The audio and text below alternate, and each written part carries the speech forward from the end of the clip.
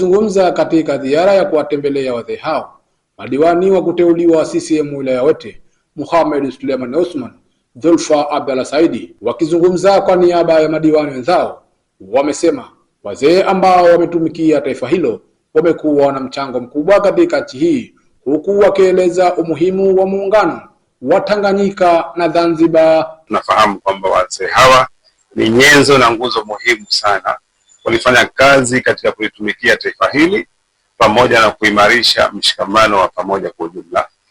Na hatua hiyo tumefanya ziara hii si tu kwamba kutembelea tu, bali kuweza kuchukua mawazo yao, maoni yao na michango yao kwa jumla katika kuhakikisha tunaenda katika misingi mizuri ya kuweza kulinda chama chetu, lakini pia na kuweza kupigania chama chetu kwa ujumla. Tuendelee kushikamana kwa pamoja, tuendelee kudumisha amani ya nchi yetu, lakini pia na kuweza kutenga muda mahususi ya kuwatembelea wazazi wetu hawa ambao kwa muda huu hawawezi tena kutembea wala kufanya shughuli yoyote. Lazima tumfariji Mama Samia na lazima apongeze kwa jitihada zake tunazoziona, pamoja na rais wetu wa Zanzibar jinsi anavyowaenzi wazee hawa, na sisi ndo tukaamua kufanya ziara maksudi wafariji wazee wetu, ikiwa ni miongoni mwa maadhimisho ya sherehe za Jamhuri ya Muungano wa Tanzania.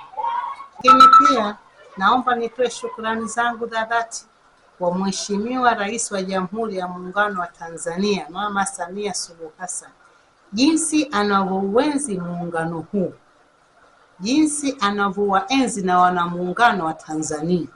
Lazima tumfariji Mama Samia na lazima apongeze kwa jitihada zake tunazoziona, pamoja na rais wetu wa Zanzibar jinsi anavyowaenzi wazee hawa. Kwa upande wake, katibu wa jimbo la Wete wa Chama cha Mapinduzi CCM Asa Al-Hussein amesema utaratibu ambao umeandaliwa na madiwani hao ni jambo ambalo limetoa faraja kwa Chama cha Mapinduzi pamoja na waasisi hao, huku wazee waliotembelewa wakitoa shukrani zao kwa kuwashukuru viongozi waliowatembelea. Kianza leo kwa kusherekea au kwa kutimiza miaka 62 ya muungano, kuweza kutupa heshima ya uzinduzi wa kuwaona wagonjwa wa wilaya nzima ya Wete, wagonjwa pamoja na waasisi wa Chama cha Mapinduzi.